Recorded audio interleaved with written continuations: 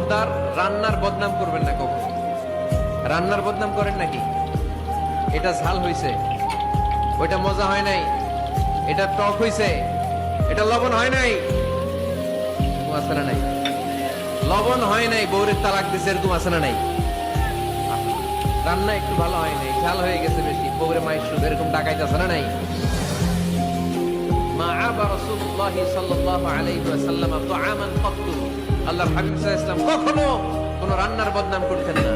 ইনিশতাহাহু আকালাহু, বুখারীর বর্ণনা। ভাল লাগলে খেতেন, ভাল লাগতেছে আরো খেতেন, আরো খেতেন।